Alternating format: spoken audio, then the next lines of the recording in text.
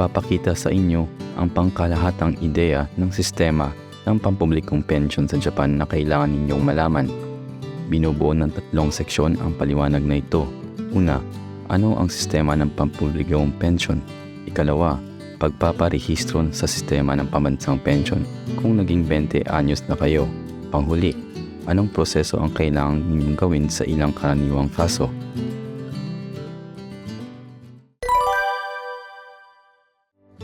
Mula dito, ipapaliwanag sa inyo ang saligang impormasyon gaya ng pangkalahatang ideya ng sistema ng pampublikong pensyon.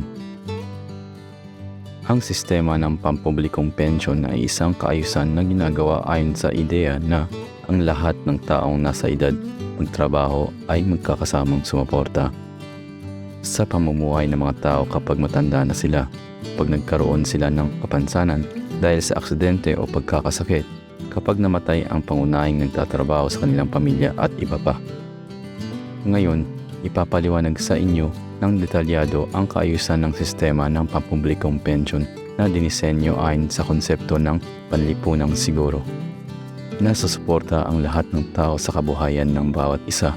Ang ibig sabihin dito ng lahat ng tao ay nasa pagitan ng edad 20 at 59 na nakatira sa Japan, anuman ang kanilang nasyonalidad. Inihilingan silang magparehistro sa sistema ng pambansang pensyon ayon sa batas. Bukod pa sa halaga ng siguro na binabayaran ng mga pumapasok sa sistema ng pambansang pensyon at ang mga kumpanya, ang bansang Japan ay naglalaan ng pera para suportahan ang pamumuhay ng mga matatanda, mga may kapansanan at mga namatayan ng pangunahing nagtatrabaho sa pamilya. Sa ilalim ng kaayusang ito, hindi kayo makakatanggap ng benepisyo ng pensyon kung hindi kayo magbabayad ng kontribusyon. Ang kaayusang ito ay tinatawag na pamamaraan ng panlipunang siguro. Pinamamahalaan ang sistema ng pampublikong pensyon ayon sa intergenerational support, na ang ibig sabihin sa pamamagitan ng pagbabayad ng mga taong nasa edad magtrabaho sa kasalukuyan ay susuporta sa kabuhayan ng mga benepisyaryo. Karagdagan pa, tinutulungan ng gobyerno ang mga gastusin ng sistema ng pensyon sa pamamagitan ng kita sa pagbubuwis bilang tagapagtaguyod at tagapagmantini ng sistema. Mayroong 3 uri ng benepisyo ang sistema ng pampublikong pensyon ng Japan. Una, pensyon sa pagtanda. Sa kabuuan, mula sa edad 65, kakatanggap kayo ng batayang pensyon sa pagtanda habang buhay mula sa sistema ng pambansang pensyon. Karagdagan pa, ang mga nasa ilalim ng sistema ng pensyon ng siguro para sa manggagawa ay makakatanggap ng pensyon sa pagtanda para sa manggagawa. Habang mas matagal kayong nagbabayad ng kontribusyon sa sistema ng pambansang pensyon o sa sistema ng pensyon ng siguro para sa manggagawa, mas maraming benepisyo ng pensyon ang matatanggap ninyo sa panahon ng pagtanda. Kalawa, pensyon sa may kapansanan kapag nananatili kayong may kapansanan dahil sa pagkakasakit o aksidente. Makakatanggap kayo ng batayang pensyon sa may kapansanan mula sa sistema ng pambansang pensyon, depende sa antas ng kapansanan. Karagdagan pa, ang mga nasa ilalim ng sistema ng pensyon ng siguro para sa manggagawa sa panahon ng pagkakaroon ng kapansanan ay makakatanggap ng pensyon sa may kapansanan para sa manggagawa. Katlo, pensyon sa naulila kapag namatay ang pangunahing nagtatrabaho sa pamilya, ang kabiyak na nasa ilalim ng pangangalaga na may anak o ang anak na nasa ilalim ng pangangalaga ay makakatanggap ng batayang pensyon sa naulila mula sa sistema ng pambansang pensyon. Kung ang namatay ay nakarehistro sa sistema ng pensyon ng siguro para sa manggagawa, ang mga naulila ay makakatanggap ng pensyon sa naulila para sa manggagawa. Kahit ang mga kabataan ay makakatanggap ng benepisyo ng pensyon sa may kapansanan at pensyon sa naulila sa kaso na nanatili siyang may kapansanan dahil sa pagkakasakit o aksidente o kung namatay ang pangunahing nagtatrabaho sa kanyang pamilya.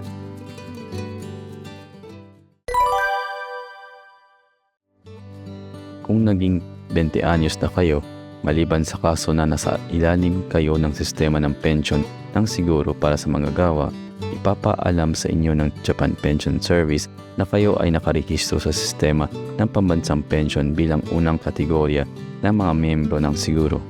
Pakisuyong tiyakin ang mga nilalaman ng notifikasyon kapag natanggap ninyo iyon. Karagdagan pa, Bukod pa sa notifikasyon, makakatanggap kayo ng Basic Pension Number Notice. Paksuyong itago ito ng maingat para hindi ninyo iyon maiwala. Kung kayo ay kabiyak na nasa ilalim ng pangangalaga ng empleyado ng kumpanya o ng nagtatrabaho sa gobyerno na nasa ikalawang kategorya ng mga miyembro ng siguro, magiging kwalipikado rin kayo sa ikatlong kategorya ng mga miyembro ng siguro. Kung naging ikatlong kategorya ng mga miyembro ng siguro kayo, kailangang ipaalam ito ng employer ng inyong kabiyak sa Japan Pension Service. Muli, ang lahat na nasa edad 20 hanggang 59 na nakatira sa Japan, anuman ang kanilang nasyonalidad, ay hinihilingang magparehistro sa sistema ng pambansang pensyon.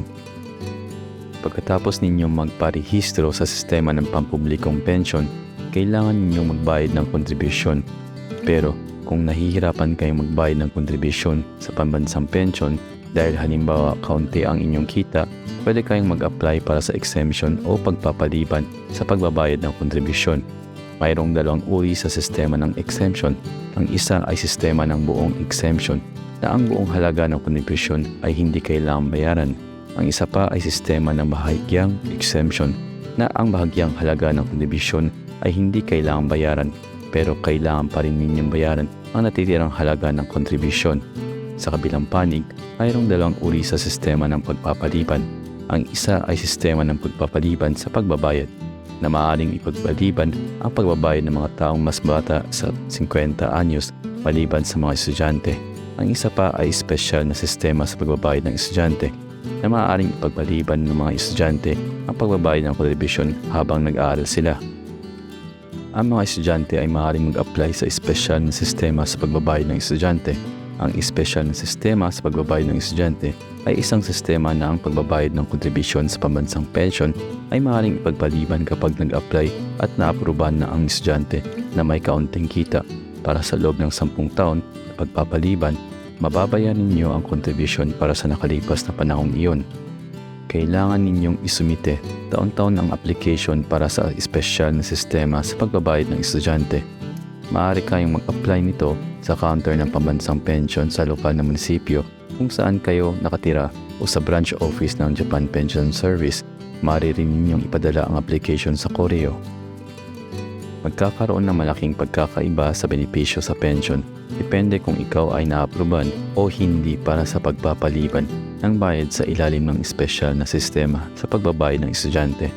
Halimbawa, si estudyante A na nasa kolehiyo ay nagparehistro sa sistema ng pambansang pensyon mula sa edad 20 at sa parehong panahon nag-a-apply din siya sa espesyal na sistema sa pagbabayad ng estudyante.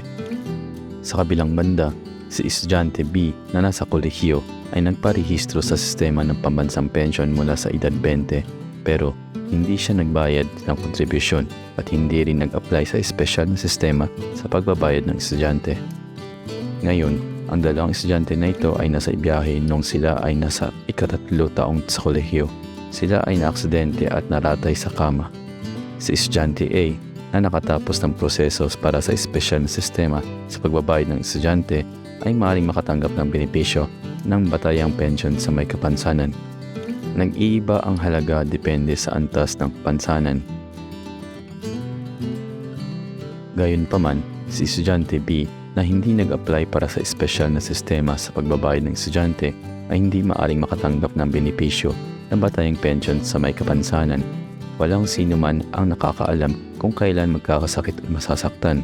Sa palagay namin ay naunawaan ninyo na mahalagang magsumite ng maayos ng application para sa sistema ng pagpapaliban ng bayad kahit na kayo ay isang estudyante.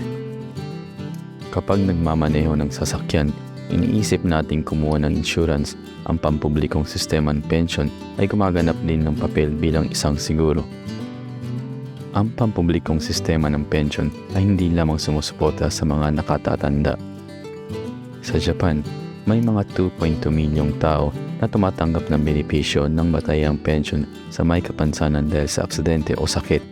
Sa takbo ng inyong mahabang buhay, hindi ninyo mahuhulaan kung ano ang mangyayari sa hinaharap.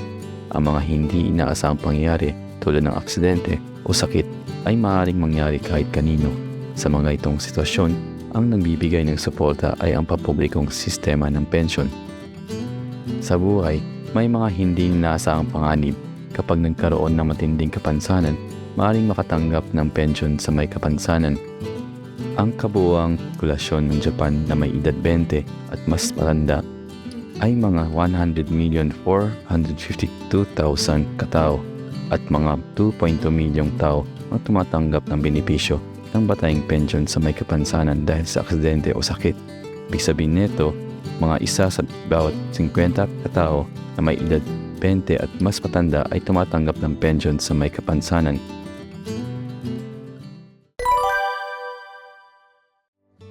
Susunod, ipapakita ang iba't ibang proseso na kailangan ninyong gawin sa ilalim ng sistema ng pambansang pensyon.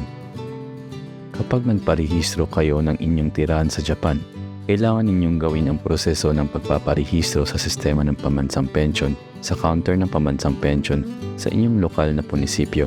Pagkatapos, matatanggap ninyo ang inyong basic pension number sa pamagitan ng koreo, kaya pakisuyong itago itong mabuti. Kung magsisimula kayong magtrabaho sa isang kumpanya, papasok kayo sa sistema ng pensyon ng siguro para sa manggagawa. Ang inyong employer ang gagawa para sa inyo ng proseso ng pagpaparehistro sa sistema ng pensyon ng siguro para sa manggagawa, kaya hindi ninyo ito kailangang gawin sa sarili. Kung aalis kayo sa kumpanya, kailangan kayong magparehistro sa sistema ng pambansang pensyon. Kailangan ninyong gawin sa sarili ang proseso ng pagpaparehistro sa sistema ng pambansang pensyon sa inyong lokal na munisipyo. Kung aalis kayo sa Japan at naninirahan sa ibang bansa, pakisuyong ipaalam ito sa inyong lokal na munisipyo. Kailangan din ninyong gawin ang proseso para tapusin ang inyong rehistro sa pambansang pensyon. Pagkatapos ninyong umalis sa Japan, maaari kayong makatanggap ng lump sum na bayad depende sa panahong nagbayad kayo ng kontribusyon. Ang mga hindi Japanese na residente na nakarehistro sa sistema ng pampublikong pensyon sa loob ng 6 na buwan o higit pa at hindi kailanman nabigyan ng benepisyo ng pensyon ay maaaring magsumite na humihiling ng lump sum na bayad dahil sa pag-alis sa loob ng 2 taon pagkatapos umalis mula sa Japan. Ang halagang ibabayad ay ipapasya depende sa panahong nagbayad kayo ng kontribusyon. Pakisuyong tandaan na 5 taon ang pinakamahabang panahon para sa kalkulasyon ng halagang ibabayad. Kung sa palagay ninyo, komplikado ang sistema ng pensyon at hindi ninyo alam kung ano ang dapat ninyong gawin sa proseso, pakisuyong kumontak sa inyong lokal na munisipyo o sa pinakamalapit na branch office ng Japan Pension Service. May 4 na uri ang sistema ng pampublikong pensyon na ipinaliwanag. Tingnan muli ito. Kahit ang mga estudyante ay hinihilingan ng batas na magparehistro sa sistema ng pampublikong pensyon at magbayad ng kontribusyon kapag naging 20 anyos na sila.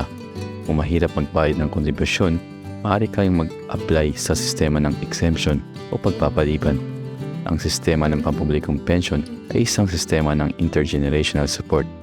Bilang karagdagan sa pensyon sa pagtanda, mayroon pang pensyon sa may kapansanan at pensyon sa naulida na maaari kayong makatanggap ng benepisyo sa mga panahong nangyari ang hindi inaasahan. Malaga ang lahat ng bagay na ito. Inaasahan na ang maikling paliwanag na ito ay nakatulong sa inyo at naunawaan ninyo ang kalagayan ng sistema ng pampublikong pensyon. Pakisuyong magparehistro sa sistema ng pambansang pensyon na pananagutan ng lahat ng tao sa pagitan ng edad 20 hanggang 59 para magkakasamang sumuporta sa isa't isang patungo sa matiwasay na pamumuhay.